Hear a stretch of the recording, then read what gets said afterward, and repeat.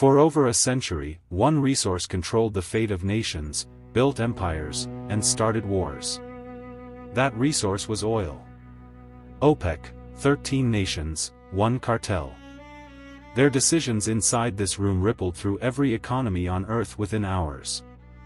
The entire modern world, its cities, trade routes, and power grids, was engineered around petroleum. There was no alternative.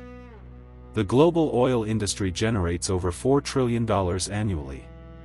It is the single largest industry in human history. But the same desert nations sitting on oil were also sitting on something else, the most intense solar radiation on the planet. And then, a piece of silicon, smaller than a dining table, began to rewrite the economics of energy forever. When photons strike a silicon crystal, they knock electrons loose, creating a current. No combustion. No fuel. No waste. The same semiconductor revolution that built smartphones brought the cost of solar cells down 90% in a decade. Swanson's law: every time solar manufacturing doubles in volume, the price drops 20%. Every single time. In 1977, 1 watt of solar capacity cost $76. Today, less than 15 cents. That is a 99.8% price collapse. Solar is now the cheapest electricity source ever recorded in human history. Cheaper than coal, gas, nuclear, anything. The final barrier was storage. When battery costs collapsed alongside solar, the argument for oil-fired power simply evaporated. The irony is extraordinary. The world's largest solar farms are now being built inside the countries that built the oil economy.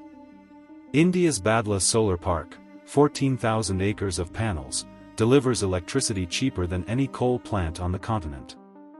In 2023, the world installed more solar capacity than all other energy sources combined. 500 gigawatts in a single year. Goldman Sachs now forecasts global oil demand peaks before 2030. OPEC's own internal models agree. They just won't say it publicly. China manufactures 80% of the world's solar panels. It made a strategic decision a decade ago, and it paid off completely. Saudi Arabia's Vision 2030 plan explicitly calls for solar power to supply half the kingdom's electricity. With oil money. For a post-oil future. The oil industry spent over $200 million lobbying against clean energy policy in the United States in 2022 alone. Import tariffs on Chinese panels, grid connection delays, permitting backlogs, these are not market forces. They are defense mechanisms for dying industries. The electrical grid in most countries was engineered in the 1950s. It was never built to absorb high volumes of distributed solar energy. The Carbon Tracker Initiative estimates up to $1 trillion of fossil fuel assets will become stranded, worthless, by 2030. Solar energy is inherently sovereign.